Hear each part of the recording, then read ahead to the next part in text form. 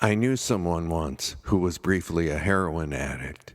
He explained with almost fondness the simplicity of his life during that time. All that mattered, he said, was figuring out how and where to get your next fix. Everything else became incidental.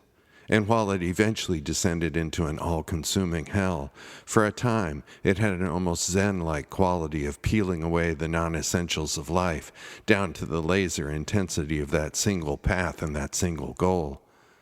There was a time and a life for me that felt similar, a daily routine of supreme simplicity. I had no friends, no girlfriend, not even the occasional date. I similarly had no television and no phone. I slept on a used mattress on the floor of a weathered seaside studio cottage with a single wooden chair in the corner of the small, dim room. I got up early each morning, bought a donut and a cup of Kona coffee at the nearby Winchell's, and then drove my battered VW Bug onto the small ferry boat landing of the Balboa Peninsula. The 10-minute ferry crossing was my morning ritual and retreat, out on deck with a steaming coffee, taking in the sea air, the rhythmic chug of the ship's engine, the churn of the water, the gulls wheeling overhead. Then I drove to campus, attended classes, and when I wasn't in class, studied in the library, a cloistered world under white-hot fluorescence. The courses were demanding, a single one-unit chemistry lab requiring 4 in-lab hours each week, and then a good 8 hours of prep work and lab reports. And there were many such classes. I ate alone in the cafeteria, sometimes people-watching, but with no human interaction beyond day-to-day business and in-class academics. That routine spanned from 9 a.m. to 11 p.m., and typically 6 days a week.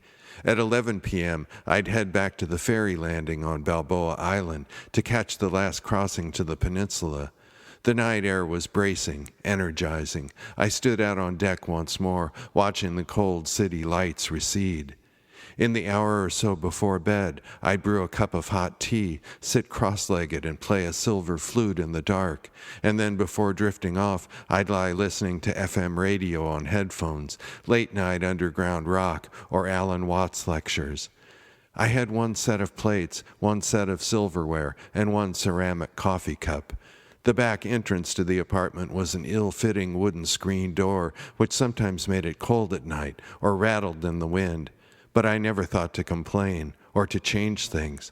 I wasn't worried about being robbed because I barely owned anything, and anyone breaking in might almost wonder whether someone actually lived there.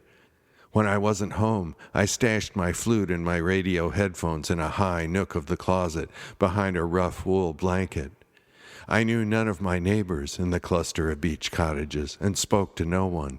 Just down the block was a carnival midway with a Ferris wheel and amusement park rides, bustling at night with bright neon and laughter, milling children and couples holding hands.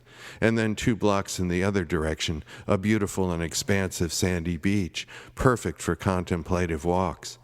But during the entire several quarters I lived there, I never visited either place, not once. Looking back, it almost seems a form of madness. And then at the end of that year, something shifted. I don't know what or why. I suddenly recognized that time of my life had ended. "I thought you were going to stay," the landlady told me. "So did I replied. Scanning the bare, dim room one last time, I placed the lone wooden chair alongside the bed, in case the next resident had visitors. Then I turned out the light, locked the door, and came down from the mountaintop, returning to the world. I walked out to the nearby beach, standing alone along the shore, staring out to sea. A formation of brown pelicans skimmed low across the sparkling water, almost touching the surface at times. Suddenly, one dropped away from the group, falling like an arrow, disappearing into the dark waters, and then emerging once more, fresh and alive, a writhing silver fish held tight in its beak.